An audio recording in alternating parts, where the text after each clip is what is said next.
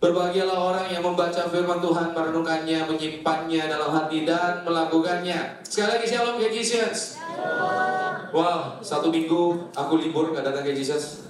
Miss you so much guys. Mudah-mudahan kalian juga rindu sama aku ya. Mudah-mudahan kalau istriku pasti rindu lah ya. Oke. Jadi gini, kalau ngomong-ngomong, aku ini punya 2 anak ya, Yang pertama namanya Gideon, yang kedua namanya Karis. Nah, nanti kalau kalian mungkin punya ponakan atau kenalan yang usia-usianya kayak Dion, usia-usia di bawah 10 tahun ini. Jadi Dion ini tahun ini sudah umur 6 tahun, ya, sudah SD. Nah, kebanyakan kalau usia-usia seperti ini ya, itu semakin bertambahnya usia, mereka itu semakin pengen banyak tahu. Makin banyak tahu. Pertanyaan itu banyak banget. Gak tahu, lala gitu juga gak? Kode gitu juga gak? Lala. Iya. So, pertanyaannya tuh banyak banget. Iya kan? Banyak banget. Istriku ini kan agent property. Iya kan? Ada yang mau tarik rumah? Ya kan? Agent property. Nah, seringkali kami itu ngobrol tentang berbagai macam. Dan salah satunya yang sering kami bicarakan itu adalah soal kerjaan istriku. Ya kan? Jadi soal kerjaannya Ci Devi. Nah, biasanya ada beberapa istilah itu yang disampaikan sama Ci Devi dan Dion itu bingung. Itu nggak pernah didengar sama dia. Nah, yang pertama itu contohnya ya. Terus kami ngobrol-ngobrol, terus Ci Devi itu ngomong viewing. Nah, tiba-tiba lagi ngobrol gitu. Kalau biasanya di mobil gitu ya. Tiba-tiba waktu ngobrol dari belakang itu Koko Dion langsung nyaut. Viewing itu apa, Mami? Ya gitu. Dan biasanya yang jelasin, tahu lah ya siapa, jelas dong. Dia jelasin, Ci Devi, ya kan? Gak mungkin saya, susah untuk jelasinnya. Ya, akhirnya Ci Devi jelasin, viewing itu adalah gini. Nah, kami akhirnya ngobrol lagi. Muncul satu kata lagi, sebut saja akad, ya kan? Paling teduh, ya. Gimana sih lagunya? Gimana lagunya? Oke. Dan akhirnya gini, waktu akad, terus tanya lagi gue Dion, akad itu apa Mami? Gitu kan? Tanya lagi, terus jelasin lagi. Nah, terakhir biasanya juga kami nyebutin nama klien, gitu kan? Sebut saja namanya Alyong, gitu kan? Namanya Alyong. Ditanya lagi, siapa Alyong Mami? Kemudian now, gitu kan? Uncle Alyong, gitu kan? Siapa itu? Tanya lagi dia. Nah, biasanya kalau sudah seperti itu, sudah kalau jutek gitu ya. Terus akhirnya kami bilang, Dion, tenang dulu ya. Daddy sama Mami ini lagi ngobrol. Ya, tenang dulu. Jadi kalau lagi ngobrol, jadi kemudian jangan tanya-tanya dulu. Biarkan Daddy sama Mami ngobrol. Nah, setelah itu, biasanya, tidak jarang. Kami lupa apa yang kami bicarakan. Dan bisa jadi juga, akhirnya kami punya topik baru yang dimunculkan oleh Gideon. Jadi gini, pembicaraan kami terinterupsi oleh keberadaan Dion. Which is good ya. Banyak tanya itu kan, katanya itu kalau orang yang banyak tanya, anak yang bertanya itu biasanya ini ya, cerdas. Ya, cerdas Dion, buku Dion. Ya kan? Puji Tuhan. Jadi gini, sadar atau nggak sadar? Setuju atau nggak setuju? Kita ini sering sekali menghadapi berbagai macam interupsi di dalam kehidupan. Banyak sekali, sadar atau nggak sadar, dalam kehidupan kita akan menghadapi berbagai macam interupsi, berbagai macam. Dan biasanya, bentuk interupsi yang terjadi di dalam kehidupan kita, itu adalah hal yang menyebalkan, membuat sedih, membuat marah, yang pasti tidak sesuai dengan keinginan kita. Terinterupsi dalam kehidupan kita. Muncul tiba-tiba dalam kehidupan kita, tanpa permisi. Nah, ini yang membuat kita itu akhirnya galau.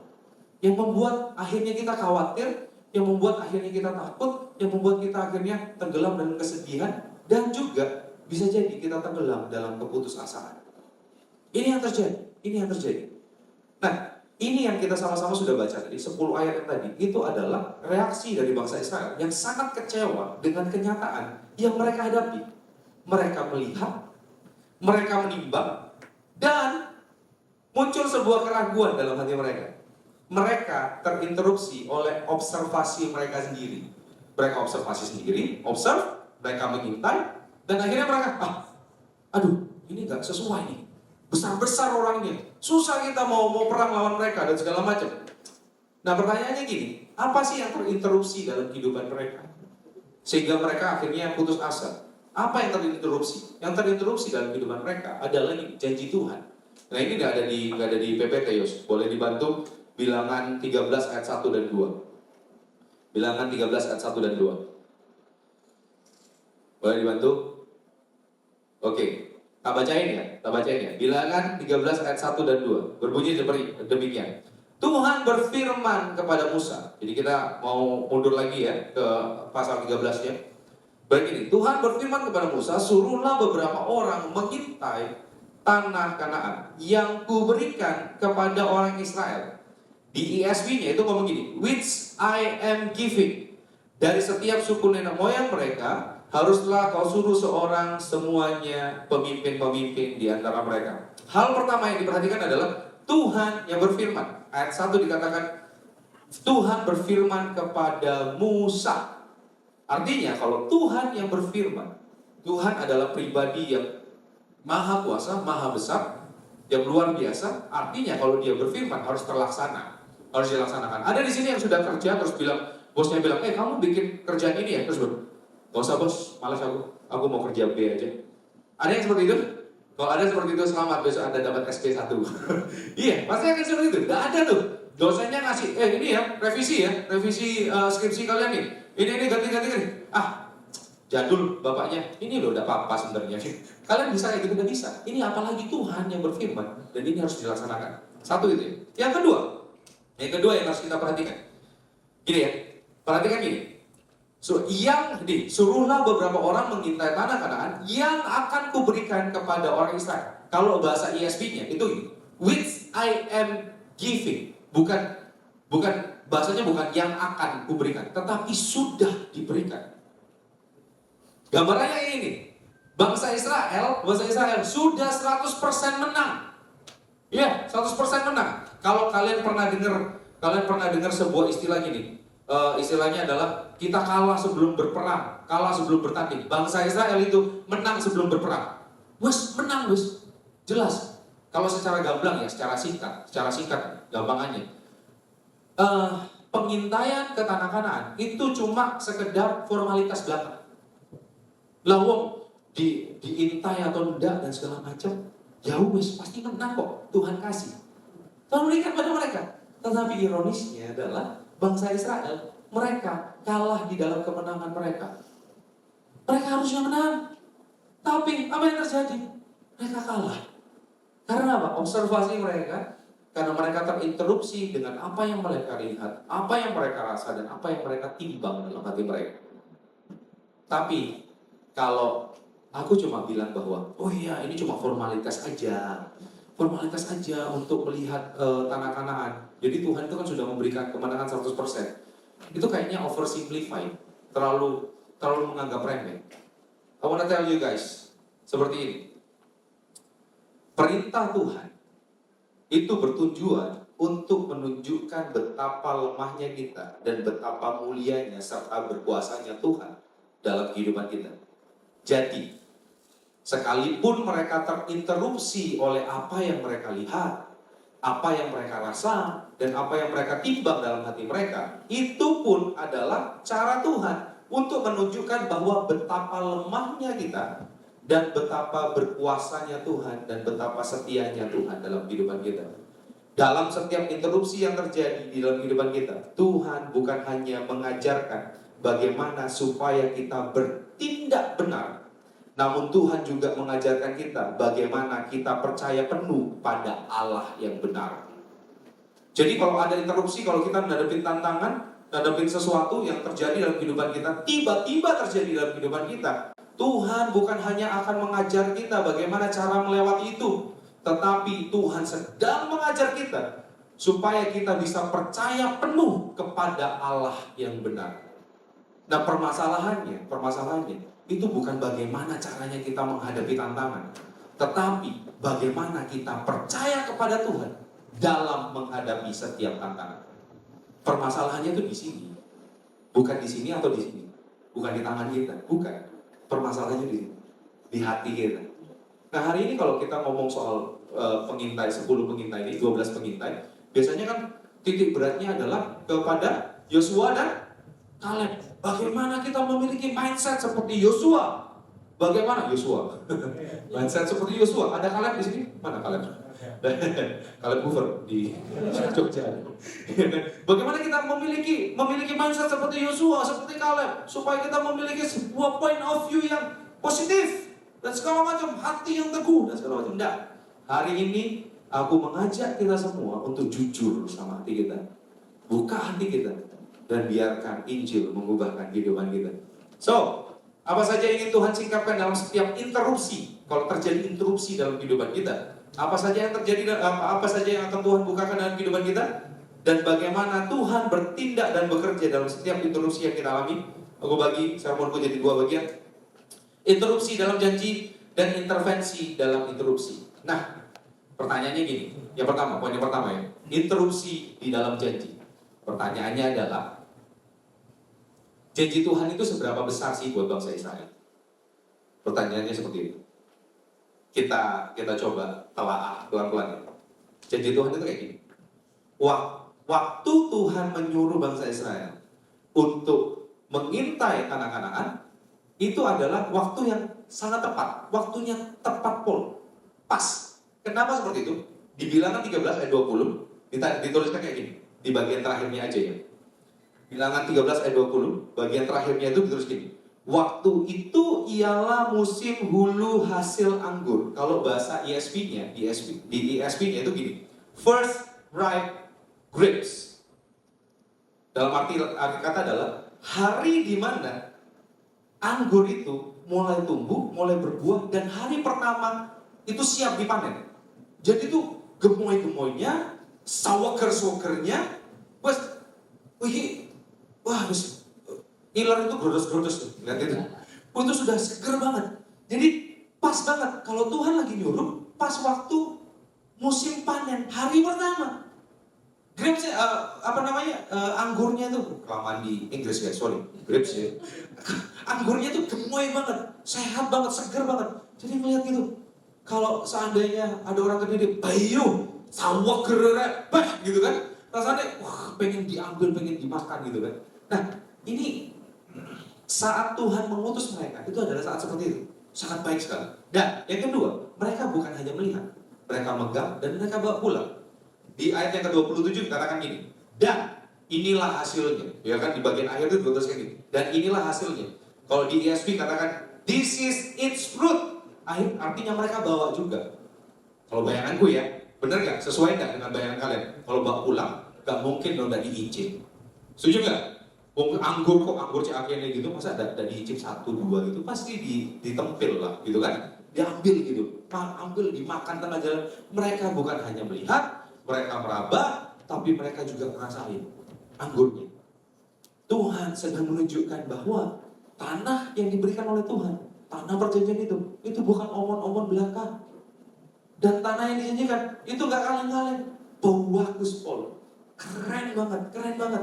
Tanahnya subur, melimpah susu dan madunya, itu sangat luar biasa. Tapi, selanjutnya, di ayat ke-28 dan 29, saya hanya perlu satu kata saja. Satu katanya itu adalah hanya. Kalian tahu? Kata ini mengubahkan seluruh report yang sudah diberikan oleh bangsa Israel. Hanya. Ketika ini sudah ada, kalimat berikutnya itu yang terpenting. Pada dasarnya gini, report dari bangsa Israel adalah tentang ayat 28 dan 29. Ini aja. Jadi yang depan-depan itu cuma buat pendahuluan aja. Begitu ada kata hanya, ini yang terpenting bagi mereka. Yang terpenting bagi mereka adalah, di sana itu, negeri itu kuat-kuat dan kotanya berkubu, sangat besar. Juga keturunan enak telah kami lihat di sana. Orang Amalek diam di tanah Negev, orang Het, orang Yebus, orang Amori diam di pegunungan, orang Kanaan diam sepanjang laut dan sepanjang tepi sungai.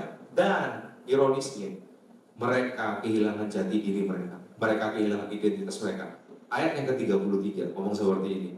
Bagian yang terakhir.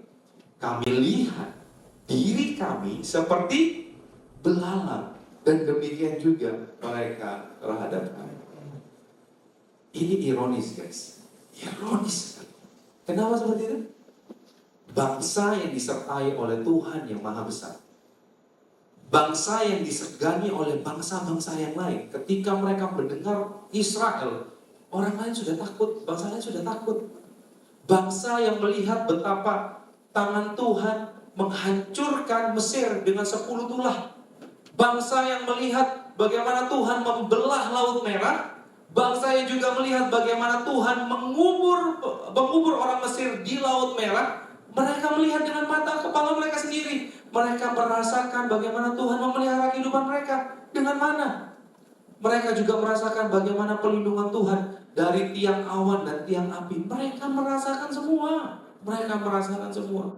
Tetapi toh demikian, ketika mereka melihat interupsi terjadi dalam kehidupan mereka, semuanya hilang. Mereka melihat, kami hanyalah belalang belaka. Mari kita ambil waktu sejenak di sini. Mari kita renungkan. Adakah hal yang sedang Tuhan tunjukkan dalam kehidupan KGCS akhir-akhir ini? Sebuah realita yang menginterupsi kehidupan kita, yang membuat kita kepikiran dan khawatir sedemikian rupa. Tidak peduli seberapa banyak yang sering kita dengar, firman yang kita dengar. Tidak peduli betapa banyak Injil yang mengkalibrasi hati kita. Namun keadaan yang kita lihat, yang kita dengar, dan kita rasakan terus menarik kita dan membawa kita hanyut di dalam keputusasaan. Saya nggak tahu apa yang terjadi dalam kehidupanmu. Mungkin kemustahilan, mungkin penolakan, atau mungkin kegagalan, atau apapun itu. But listen to this. Memang satu sisi, hal ini membuat kita nggak nyaman. Tetapi di sisi lain, hal ini membuat kita menjadi sadar bahwa kita tidak mampu. Tapi satu sisi lain lagi, ketidakmampuan kita sadar bahwa kita tidak mampu. Seharusnya interupsi yang terjadi dalam kehidupan kita itu bukan menjadi batu penghalang bagi kita, tetapi harusnya menjadi sebuah batu pijakan supaya kita bisa melihat kuasa Tuhan dan rancangannya yang begitu besar dalam kehidupan kita. Jika terjadi interupsi dalam kehidupan kita, hal yang menyebalkan dalam kehidupan kita, hal yang membuat kita berpikir keras, hal yang membuat kita kecewa, hal yang membuat kita sedih, hal yang membuat kita khawatir, secara hitungan dunia ini jauh dari standar. Tapi kiranya hari ini kita melihat hal tersebut bukan sebagai batu penghalang, tetapi sebagai batu pijakan supaya kita bisa melihat rancangan Allah yang jauh lebih besar dalam kehidupan kita. Tuhan menunjukkan fakta bahwa kita tidak mampu. Di satu sisi, Tuhan pun tidak lalai dan tidak abai untuk menunjukkan bahwa Dia sanggup. Jangan berhenti melihat kenyataan yang membuat kita terpuruk dan kecewa, tetapi lihat pekerjaan Tuhan yang Tuhan sudah kerjakan di dalam kehidupan kita. Tuhan selalu bekerja dengan luar biasa dalam kehidupan kita, guys. Coba kita renungkan ketika hal itu terjadi. Bagaimana, berapa banyak kali Tuhan menolong kita. Berapa banyak kali Tuhan pelihara kehidupan kita. Berapa banyak kali Tuhan sudah jamah kehidupan kita. Tuhan segarkan, Tuhan hiburkan kehidupan kita. Kalau kita menghadapi satu hal lagi, interupsi yang lain lagi di dalam kehidupan kita hari ini, mari kita sama-sama renungkan betapa baiknya Tuhan dalam kehidupan kita. Aku sama Cidevi ini punya salah satu lagu favorit. Salah satunya itu lagunya yang ini. Mungkin ada yang tahu nggak? Saya nggak tahu siapa itu yang nyanyi. Nggak sama ini. Nggak tahu, lupa ya. Tapi yang penting, yang pasti penyanyi legend lah. Saya aja nggak tahu itu. Lagunya kayak gini. Terlalu banyak yang Tuhan telah beri, takkan mungkin ku balas dari apa yang ku miliki. Ku persembahkan seluruh hidupku, biar ku tetap cinta, biar ku tetap setia untuk selama-lamanya. Terlalu banyak apa yang Tuhan beri, terlalu banyak apa yang Tuhan sediakan dalam kehidupan kita. Masakan dengan kita mendapatkan interupsi hari ini, masakan Tuhan akan meninggalkan kita. No, interupsi tidak akan benar-benar menghancurkan kita. Justru interupsi akan semakin membawa kita percaya kepada Dia, melihat karya Tuhan yang luar biasa.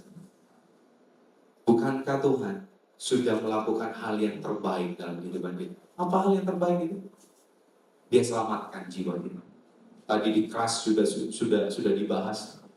Dosa itu nggak main-main, guys. Dosa itu nggak main-main. Itu adalah hal yang terbesar dalam kehidupan kita yang tidak bisa kita lewati tanpa Tuhan. Kalau bukan karena Tuhan yang mengubahkan kita, yang menyelamatkan kita, kita nggak pernah bisa. Kalian pernah tahu kenapa? Mari kita sama-sama renungkan hari ini. Waktu Tuhan di atas kayu salib, akhir katanya dibilang apa? It is finished. Ini sudah selesai. Apa yang dia lakukan? Pencarian manusia ada di dalam dia. Dia sudah selesaikan semuanya. Pertanyaannya, kita memilih hidup atas dasar apa? Atas dasar interupsi dunia, atau kita menikmati anugerah Allah sepanjang hidup kita? Dia sudah selesaikan semua, guys. Tuhan sudah nyatakan kemuliaannya dan kasihnya. Masalahnya adalah kita lebih memilih ego kita dan keinginan kita yang harus terwujud dibanding pribadi Tuhan yang mulia dan penuh kasih. Kekecewaan dan kemarahan justru muncul pada saat kita menganggap keinginan kita jauh lebih penting daripada apa yang Tuhan sediakan. Kasih Tuhan selalu nyata di tengah setiap interupsi yang kita alami. Mana yang kita pilih? Kasih Allah atau interupsi dunia? Gak akan pernah habis kok. Interupsi dunia itu gak akan pernah habis dalam kehidupan kita. Selalu ada. Tapi kasihnya juga selalu nyata dalam kehidupan kita. Amin. Satu kali, beberapa waktu yang lalu, aku menghadapi interupsi. Bukan satu hal yang besar, bukan satu hal yang supranatural sampai wah, ini kesaksian yang sangat luar biasa. Dan simple sebenarnya, tapi ini mengubahkan hatiku, dan mengubahkan persepsiku. Satu kali, 7 Juli 2024, ingat banget, 7 Juli 2024. Aku ini suka banget lagu him, ya teman gymku adalah Chandra, dan Chandra juga teman himku. Jadi kalau nyanyi lagu-lagu him, hidup jemaat, aku biasanya nyanyi sama Chandra, luar biasa banyak kan. Ku berbahagia, ada yang tahu? Yakin teguh, Yesus asik, kepunyaanku. Nah biasanya kalau ketemu Chandra, udah Chandra main gitar, itu pasti lagu-lagunya lagu-lagu hidup jemaat. Well, nah waktu itu aku pelayanan di Badai Jam 11, Badai Royal.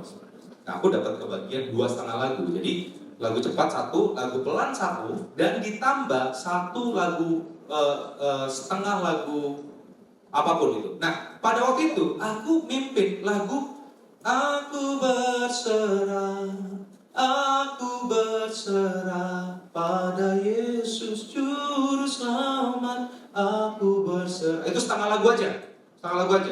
Nah, karena jarang-jarang nyanyi him di sana, ya kan? Jarang-jarang tuh di gereja kita lah. Jarang-jarang nyanyi him. Wah, aku excited sekali. Wah, nyanyi lagu ini nih. Wah, latihan segala macam. Dan pada hari Minggu sudah siap dia. Lahir batin aku siap. Tiba-tiba hari Minggu ada satu rekanku, dia berinisiatif tapi inisiatifnya offside. Jadi waktu sudah selesai lagu pertama, tiba-tiba pembicaranya disuruh naik. Lah, karena aku belum nyanyi lagu setengah lagu itu, dan itu lagu yang aku nantikan. Waduh, dinaikin lah. Ya sudah, mau gimana lagi? Sudah pembicara sudah naik, masa pembicara tak suruh ikut nyanyi? Kan nggak mungkin ya, tak suruh jadi singer gitu kan nggak mungkin ya. Udah turun aja kan, turun. Apakah reaksiku? Apakah aku bersyukur? Oh tentu tidak. Marah saya langsung gaya nih, wah gitu, gitu kan. Kayak Michael Jackson, black or white. Tahu nggak Michael Jackson? Nggak tahu ya. Nggak apa-apa guys, kelihatan tua saya. Oke, jadi waktu itu marah. Apa yang aku pikirkan? Aku pengen walk on. Jadi aku pengen keluar aja dari gedung gereja, dari Royal Praise Hall, dan aku pengen di luar aja. Tapi aku menata hatiku gini, Perasaan tidak boleh lebih penting dari firman. Gak boleh. Aku duduk, aku mencoba untuk nenangin diri, istriku udah terus aku tidur. jadi akhirnya aku mencoba nenangin diri dan akhirnya aku pun keluar. Tapi memang pengen pipis guys, memang pengen pipis ya. Aku sering pipis soalnya kan. Ya kan? Ingat beberapa waktu lalu aku tinggalin kalian di tengah khotbah, anyway, interupsi yang tidak terduga itu ya. Akhirnya aku keluar dan waktu setelah ini ya, setelah buang air kecil, aku cuci tangan. Setelah cuci tangan aku melihat muka aku di kaca. Wih, muka aku merah sudah. Kayaknya aku sudah memang benar-benar marah waktu itu. Dan akhirnya singkat cerita, ibadah selesai dan rekanku ini mendatangi aku dan dia minta maaf. Bro, aku minta maaf ya ini. Oh iya, oke. Si bahasaku kayak gini, aku maafin kamu, but I'm not okay, bilang gitu. Tapi setelah itu ya, aku sadar egoku yang tergores. Besok paginya aku mencoba untuk meredam. Ini masih pelajaran yang masih bagi aku masih oke, masih tidak begitu dalam, masih dangkal. Ya, segala sesuatu tragedi itu harus lama-lama harus jadi komedi ya. Sudahlah jadi kisah klasik untuk masa depan lah ya, untuk jadi cerita oke lah. Nah, pas minggu depannya, aku harus menggantikan Steven Juana untuk WL. And you know what? Lagu apa yang aku pimpin? Aku berserah full version, bukan ref aja. Aku mikir, Tuhan membela aku. Pembalasan adalah aku. Aku mikir, ini loh. Tapi Tuhan memberikan kesempatan buat aku nyanyi lagu ini lagi. Terima kasih Tuhan. Sekali lagi, itu pelajaran masih dangkal. Ya, aku terima kasih Tuhan. Aku nyanyi full version dengan sangat excited dan puji Tuhan, semuanya berlalu dengan baik. Masuk hari Rabu, aku datang ke konselnya Royals, dan ada 2 orang di konsel tersebut sama-sama, di mana 2 orang tersebut itu sedang sharing dan end up-nya bahwa mereka harus berserah kepada Tuhan. Mereka harus berserah kepada Tuhan. Jadi yang mereka sharingkan bukan khotbah hari Minggu, tetapi lagu yang aku bawain. Waktu tanggal 14 itu. Waktu Kois nyanyi lagu itu. Waduh, itu kayak thank you, bro. Lagu itu berbicara begitu besar dan berbeda. Aku sampai ketegangan. Wow, segini ya. Kalian tahu enggak apa yang aku rasa pada saat itu ya? Pada saat aku diinterupsi sama rekanku yang berinisiatif baik namun offside itu, egoku tergores. Kalian tahu, aku sudah WL di Rock dari tahun 2006. Aku mikir gini, aku WL senior, interupsi kayak gitu. Siapa lo? Serius ini. Ini hatiku. Betapa busuknya hatiku. Bahkan seorang pendeta sekalipun. Egoku tergores.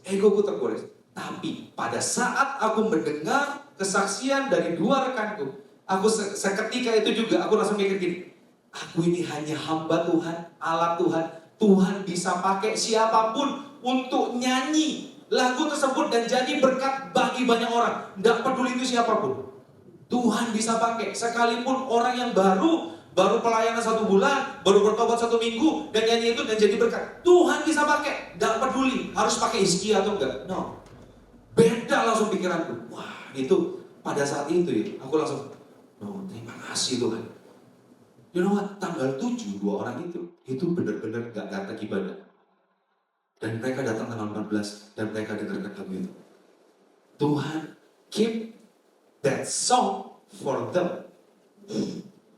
Bayangin, bagaimana Tuhan menginterupsi kehidupanku dan Tuhan mengubahkan hatiku pribadi dan melalui kehidupanku juga Tuhan menyatakan kasih-Nya dan kuasa-Nya kepada orang lain.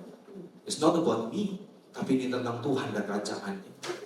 Hari ini, interupsi seperti apa yang terjadi dalam kehidupan? Mungkin sekarang kamu, kok gini ya? Kok kayak gini ya? Menyebalkan hatimu sekali. Membuat kamu marah, membuat kamu sedih, membuat kamu gak enak ngapa-ngapain semuanya. Sebel banget nih. Gak enak banget. Tapi percayalah, ada rancangan Tuhan yang luar biasa terjadi dalam kehidupan kita. Cara Tuhan bekerja di tengah interupsi bukan hanya mengantar dan menjaga kita untuk melewatinya, tetapi juga mengajar kita sehingga kita mengerti rencana dan isi hatinya. Ini maksud interupsi yang terjadi dalam kehidupan kita. Saya tidak tahu seberapa besar tantangan Anda, tantangan KG. Saya tidak tahu seberapa putus asa KG sekarang ini. Saya hanya menawarkan, mari kita nikmati dan terus berjalan bersama Tuhan. Dia sudah menyediakan hal terbaik bagi kita. Dia berikan tubuhnya bagi kita, supaya kita bisa terus menikmati kekuatan dan kemuliaannya setiap saat. Dan Tuhan juga memampukan kita untuk memberikan tubuh kita kepada anggota tubuh Kristus di tempat ini. Supaya apa? Kasih Tuhan nyata di dalam kehidupan setiap kita pada saat kita menghadapi interupsi. Nah, apa yang Tuhan kerjakan di tengah interupsi? Mari kita masuk ke poin yang kedua, intervensi di dalam interupsi. Kita jelasin dikit ya. Aku minum dulu guys.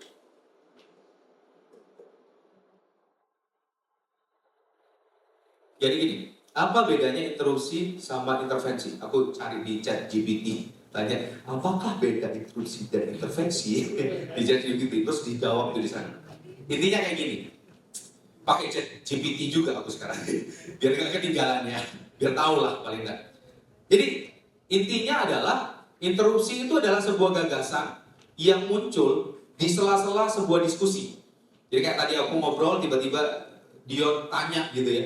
Itu adalah sebuah gagasan yang muncul di tengah diskusi. Tetapi intervensi itu adalah bentuk nyata pada satu keadaan di mana sebuah pertolongan atau sebuah tindakan yang mengubah keadaan.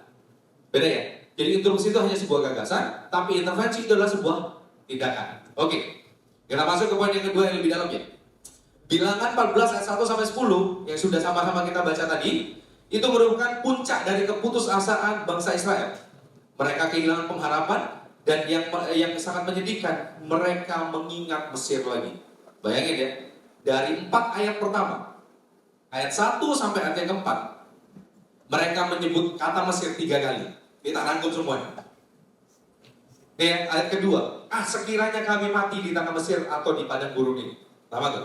1. Ayat yang ketiga, bukankah lebih baik kami pulang ke Mesir? Kedua kali, di ayat yang ketiga. Ketiga kali, baiklah kita mengangkat seorang pemimpin lalu pulang ke Mesir. Ayat yang keempat. 3 kali ya. Awalnya mereka hanya membanding-bandingkan keadaan mereka sekarang dengan Mesir. Tetapi mereka mulai mengambil sebuah tindakan supaya mereka kembali ke Mesir. Mereka ingin kembali ke Mesir. Kalau tak simpulkan, interupsi yang menyerang kehidupan mereka itu bukan hanya membuat bangsa Israel menjadi putus asa, tetapi interupsi yang terjadi di dalam kehidupan bangsa Israel membuat mereka hidup di dalam kebodohan. Kenapa seperti itu? Karena mereka lebih memilih hidup dalam perbudakan daripada mereka harus berperang untuk mendapatkan kebebasan. Nih ya, kalau mereka balik ke Mesir, mereka nggak perlu perang, bener nggak? Tinggal balik aja Mesir. Ya sudah, Firaun, tolonglah dibantu ini berapa orang, tolonglah. Pokok kasih kami makan aja, yang penting di sini kami bisa hidup. Tapi mereka hidup dalam perbudakan. Tapi kalau masuk dalam tanda kanan, mereka harus berperang. Tapi ujungnya mereka hidup dalam kebebasan dan dalam janji Tuhan yang luar biasa. Benar nggak? Nah, mereka hidup dalam kebodohan, bukan hanya putus asa. Ini adalah sebuah tindakan kebodohan.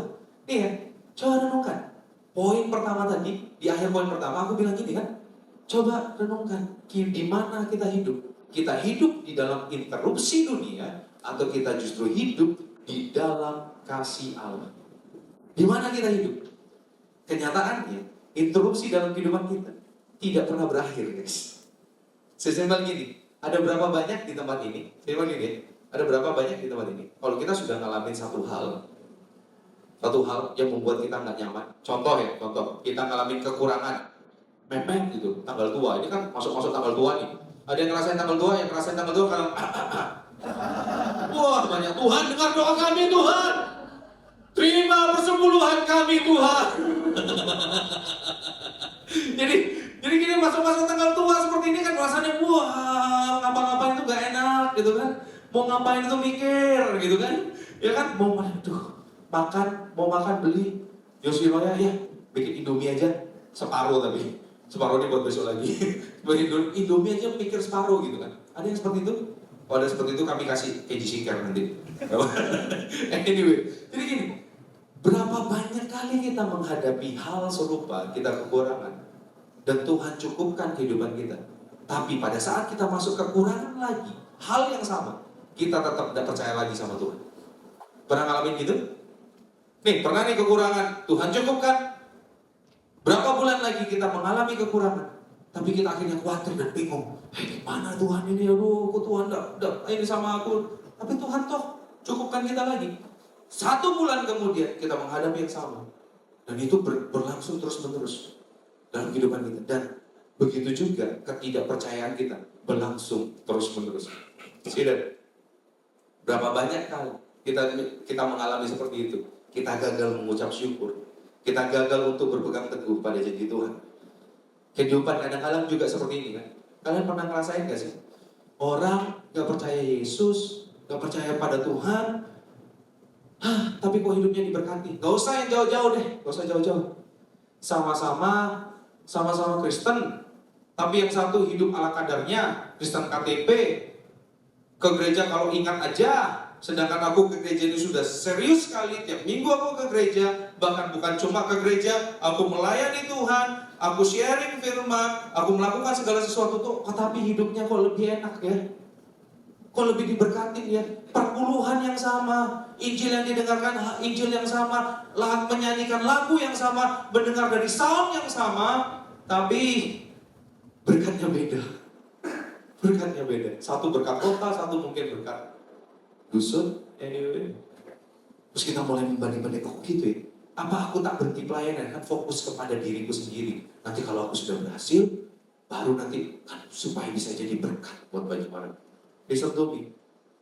Jika waktu kita berpikir seperti itu, kita sedang berbalik dan kita sedang menuju kepada kemunduran. Waktu kita sedang berjalan menuju kepada kemunduran, tinggal tunggu waktunya saja kita hidup di dalam kejatuhan. Karena apa? Interupsi itu tidak pernah berakhir. Kalau kita ikutin terus, itu hanya akan membawa kita hidup di dalam kejatuhan. Dan kita hidup dalam kebodohan. Kebodohannya apa? Yang paling parah adalah, ya sudah, gak usah gereja-gerejaan lagi, gak usah Tuhan-Tuhanan lagi, gak usah komsel-komselan lagi, gak usah komunitas-komunitasan lagi, wes lah. Sekalian aja, rusak sekalian buat. Kita hidup di dalam keterikatan. Kita justru hidup dalam kehidupan keterikatan. Dan mungkin juga kita sudah merasa, aduh aku kayaknya benar mau berjuang, hidup dalam kebenaran.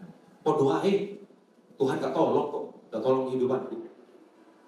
Kita sudah lelah untuk berjuang. Mungkin ada beberapa hal dalam kehidupan kita yang kita rasa tidak layak untuk diperjuangkan lagi. Tetapi hidup di dalam kebenaran dan janji Tuhan sangat layak untuk diperjuangkan dan dijalani terus-menerus. Tapi gini saudara, dalam keputusasaan kita, Tuhan itu tidak pernah membiarkan kita sendiri. Tuhan tidak pernah membiarkan kita terlena. Tidak pernah kita membuat kita sampai hancur. Coba renungkan, coba perhatikan ini. Waktu bangsa Israel memilih untuk kembali ke Mesir, apa yang dilakukan oleh Musa dan Harun? Musa dan Harun langsung berlutut di depan bangsa Israel dan mereka sujud di depan mereka. Sujud bukan mereka itu menyembah kepada bangsa Israel, tetapi memohon. Apa yang dilakukan oleh Yosua dan Kaleb? Mereka mengoyakkan pakaian mereka dan berkata, seakan-akan mereka berkata, "Hey, tenang guys, tenang. Kita pasti menang, gak usah balik ke Mesir. Ayo hadapin sama-sama, kita pasti menang." Bahkan Yosua akan bilang, kita akan menelan mereka. Di ayat yang ke-8 dan 9 ngomong seperti itu. Ini negeri bagus banget, dan kita akan telan mereka semua. Kita akan menang. Musa, Harun, Yosua, dan Kaleb sama-sama ingin menyatakan, memperingatkan bangsa Israel. No, please stay, dan mari kita hadapin sama-sama. Cara Tuhan bekerja dalam kehidupan kita itu tidak serta-merta Tuhan menolong kita dan menyelesaikan semua masalah. Tahu nggak apa yang Tuhan kerjakan dalam kehidupan kita? Tuhan memberikan anggota tubuh Kristus yang lain untuk memperingatkan kita. 2 minggu kemarin sudah dibahas dan sama Pastor Hatta, dan minggu kemarin juga Kak Doni juga membahas kan, bagaimana Tuhan bekerja melalui setiap kita untuk menyampaikan kebenaran.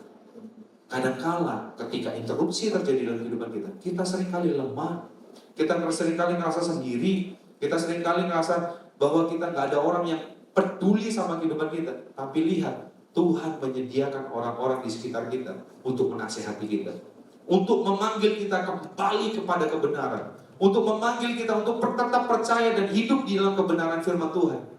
Ada yang pernah ngalamin seperti itu? Jangan pernah kita abaikan berkat Tuhan. Ini pun, saudara-saudara yang ada di sekeliling kita, ini pun adalah berkat Tuhan, guys. Ini pun adalah berkat Tuhan. Apakah Tuhan bisa ngomong sama kita secara audible? Bisa, sangat bisa. Apakah Tuhan bisa ngomong sama kita melalui penglihatan? Sangat bisa. Apakah Tuhan bisa ngomong sama kita melalui mimpi dan tanda-tanda ajaib? Sangat bisa. Tetapi wong yang kelihatan ini aja kita abaikan. Coba, apa jaminan kalau Tuhan memberikan mimpi dan kita aware sama mimpi Tuhan? Lawang ada yang di tempat ini terus ada yang memberikan teguran sama kita, memberikan penguatan sama kita abaikan kok. Memberikan peringatan sama kita. Jangan-jangan Tuhan sudah berulang kali ngomong sama kita, tapi hati kita masih terlalu keras. Tuhan ngomongnya lewat apa sih? Orang-orang sekitar kita. Ingetin, kasih nasihat, kasih ide mungkin, kasih apapun dalam kehidupan kita. Tapi kita selalu abaikan dan kita cari, Tuhan, cari dong, jawab dong doaku dan segala macam. Kita masih mengharapkan jawaban doa yang lain, padahal Tuhan sudah sediakan di tengah-tengah kita. Jangan sampai seperti itu. So, harusnya kita bertindak seperti apa sih? Berespon seperti apa sih? Minggu lalu waktu aku ikut camp, Pastor Anthony itu memberikan sebuah aplikasi yang sangat baik ya. Ketika kita menghadapi konflik, kita menghadapi interupsi yang terjadi dalam kehidupan kita harus melakukan 3 R ini. Reflect, repent, respond. 3 hal ini. Nah kebanyakan kan kita kebalik. Respon, repent, baru reflect. Kita respon dulu. Aduh, react dulu. Wah, marah-marah gitu. Aduh, iya, salah. Bertobat. Baru kita reflect, gitu kan. Dan harusnya ada. Ketika kita ada sebuah nasihat yang masuk dalam kehidupan kita, ada teguran, harusnya kita reflect. Iya, benar nggak ya? Jangan-jangan aku yang salah. Jangan-jangan ada sesuatu yang ingin Tuhan ubahkan. Kalau memang ada yang Tuhan ingin ubahkan, bertobat, baru kita berespon pada hal tersebut. Tuhan sudah menyediakan ini semua. Tuhan sudah menyediakan hadiah yang begitu indah dalam kehidupan kita. Intervensi ilahi dalam kehidupan kita adalah cara Tuhan menyatakan kebenarannya yang menuntun kita hidup dalam kebenaran dan menyatakan kasih-Nya yang memulihkan serta memberikan kita kekuatan. Tuhan mengintervensi kehidupan kita untuk menyatakan kebenarannya dan menyatakan kasih-Nya yang memulihkan dan memberikan kita kekuatan. Bilangan 14 ayat yang ke-10. Saya mau berada di penghujung sharing saya hari ini. Bilangan 14 ayat yang ke-10. Lalu segenap umat itu mengancam hendak melontari kedua orang itu dengan batu. Tetapi tampaklah kemuliaan Tuhan di kemah pertemuan kepada semua orang Israel. Oke, saya undang pemain musik. Boleh maju semua.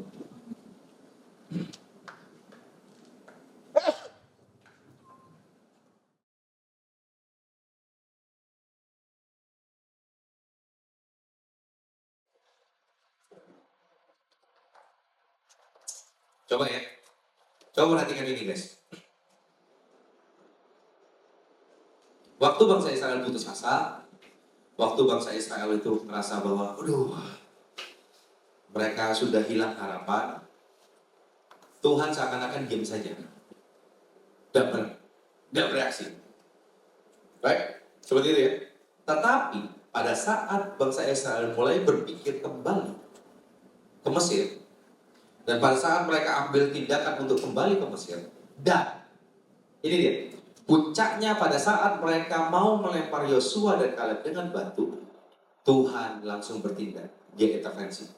Dikatakan ini, tetapi tampaklah kemuliaan Tuhan di kemah pertemuan kepada semua orang Israel. Langsung Tuhan bertindak, kemuliaan Tuhan dinyatakan.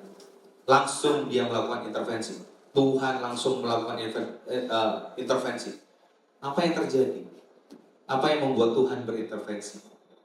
Gini, hukuman dilempar batu itu adalah hukuman yang cukup berat pada saat itu. Bukan cukup berat, adalah hukuman yang berat pada saat itu. Dan biasanya itu dilakukan untuk orang-orang yang menghujat Tuhan. Kalian pernah dengar bahwa Yesus akan dilempar batu waktu dia menyatakan bahwa dia adalah anak Allah? Dia menyatakan bahwa dia adalah Allah. Dia ingin dilempar dengan batu karena Yesus dianggap menghujat Tuhan. Yosua dan Kaleb pada saat itu dianggap menghujat Tuhan. Makanya mereka mau dilempari dengan batu. Bagi bangsa Israel, merekalah Tuhannya. Ini kehendak Tuhan untuk kami kita ini balik ke Mesir. Ini kehendak Tuhan. Tidak mungkin Tuhan membawa kita sampai bertemu dengan orang-orang yang kuat seperti itu. Identitas kita, destiny kita itu adalah Mesir saja. Sampai akhirnya mereka menyatakan mereka yang salah, mau dilempar dengan batu. Saya harus sampaikan ini kepada Egyptians. Aku gak mau nakut-nakuti, tapi inilah kebenarannya. Kita percaya bahwa Tuhan itu penuh kasih. Yes, He is. Tetapi Dia pun adalah api yang menghanguskan. Dia adalah Allah yang penuh dengan kemuliaan. Dia adalah Allah yang penuh dengan kebesaran. Dia adalah Allah yang penuh dengan kekudusan. Dan tidak boleh dilanggar oleh siapapun. Siapapun yang melanggar hal tersebut akan berurusan langsung dengan Allah yang mulia, Allah yang besar, Allah yang kudus, Allah yang menghanguskan. Dan salah satu cara yang melecehkan pribadi Tuhan adalah pada saat kita tidak percaya kepada Dia dan mencoba untuk mencari jalan kita sendiri. Sekali lagi, saya tidak menakut-nakuti kejisan seperti ini. Tindakan kita tidak percaya kepada Tuhan, artinya kita melecehkan Tuhan. Dan harusnya Tuhan datang mengintervensi kehidupan kita, bukan untuk menolong kita, tetapi untuk membinasakan kita. Seakan-akan kalau kita tidak percaya sama Tuhan, seakan-akan ngomong gini, Tuhan, kau tidak becus jadi Tuhan, kau turun jadi manusia, biar saya yang jadi Tuhan. Kita mencoba untuk menggantikan posisi Tuhan di dalam kehidupan kita. Kalau kita mencoba untuk mengkudeta Tuhan, apa yang terjadi? Habis. Makanya, apa yang dilakukan Musa? Waktu Tuhan datang dengan kemuliaannya, Tuhan, Musa langsung datang pada Tuhan. Tuhan, tolong ampuni mereka. Please, jangan habisin mereka. Tuhan udah bilang ini, mereka tak habisin. Cuma kalian berempat aja dan keturunan kalian yang boleh masuk Kanaan. Musa, Harun, Yosua, dan Kaleb yang boleh masuk tanah Kanaan. Yang lain tak habisin. Tapi Musa bilang, Tuhan, no, please, jangan. Oke. Tuhan akhirnya surut murkanya. Tapi apa yang terjadi? Tidak serta-merta Tuhan mengampuni bangsa Israel. Tetap 10 pengintai mati saat itu juga. Dan apa yang terjadi pada orang yang lain? Generasi itu habis selama 40 tahun mereka berputar di padang gurun. Mereka habis di sana. Kenapa sih kita nggak percaya sama Tuhan? Jawabannya cuma satu sebenarnya. Kita selalu datang sama Tuhan. Kita menyodorkan setiap keinginan dan harapan kita. Apakah itu salah? Gak salah.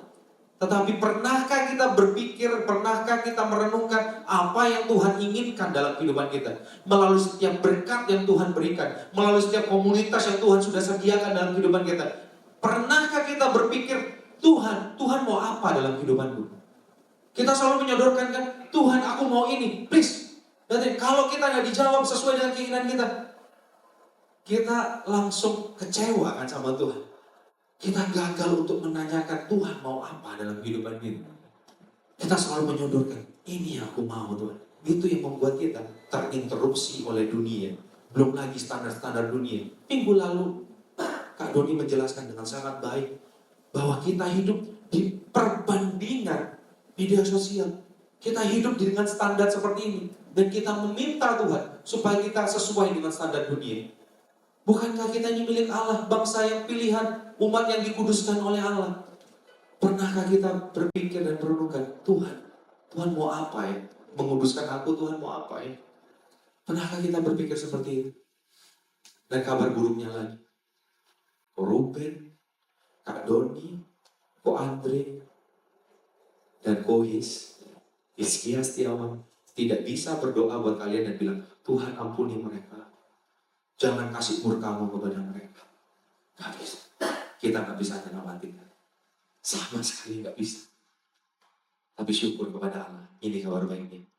Berapa ratus tahun kemudian setelah kejadian ini, ada satu sosok pribadi yang dimana dia tidak menginterupsi keputusan Allah. Justru dia berkata, bukan kehendak-Ku yang jadi, biarlah kehendak-Mu yang jadi. Dia tidak meminta intervensi dari sorga untuk menyelamatkan dia pada saat di atas kayu salib.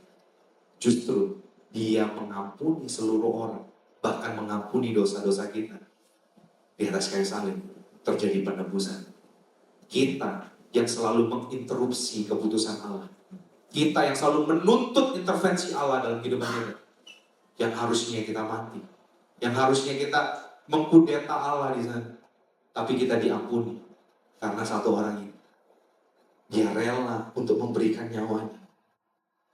Di saat kita mulai tidak percaya pada Tuhan, pandanglah salib Kristus. Di mana Kristus tergantung di sana untuk menyediakan rancangan yang terindah bagi kita. Saat kita mulai lelah untuk berjuang hidup dalam kebenaran, pandang sekelilingmu, lihat bagaimana Tuhan bekerja lewat saudara-saudaramu. Lebih daripada itu, lihat kesetiaan Kristus sampai ke Golgota, bukan untuk mengejar kebenarannya sendiri, tetapi untuk menerima murka Allah demi supaya kita dibenarkan. Tuhan tidak pernah membiarkan kita hidup dalam keraguan pada pribadinya sama sekali. Dia selesaikan semuanya pada kita. Tuhan menginterupsi hidup kita untuk menyatakan kelemahan dan ketidakmampuan kita, tetapi Dia juga mengintervensi hidup kita dan memberikan kita kekuatan dan membawa kita untuk merasakan kasih-Nya yang mengubahkan kehidupan kita. Hari ini, izinkan Dia menginterupsi kehidupan. Dan izinkan, nantikan bagaimana Dia mengintervensi kehidupan kita. Mari tundukkan kepala, kayak Yesus. Dia tidak pernah meninggalkan kita. Dia selalu ada beserta dengan kita. Dia selalu nyata di tengah-tengah kita. Dia tidak pernah membiarkan kita jatuh dan sampai tergeletak. Dia selalu ingin dan rindu untuk mengintervensi kehidupan kita. Hari ini pilihannya, kamu mau tetap percaya dan menyerahkan kehidupanmu pada Tuhan, atau kamu mau membuat hidupmu sendiri? Kamu ingin menolong hidupmu sendiri? Percayalah, jatuh di tangan Tuhan itu jauh lebih baik daripada kita mengerjakan kehidupan kita dengan tangan kita sendiri. Hari ini Tuhan, mari sama-sama tundukkan kepala kita, renungkan hal ini. Thank you Jesus.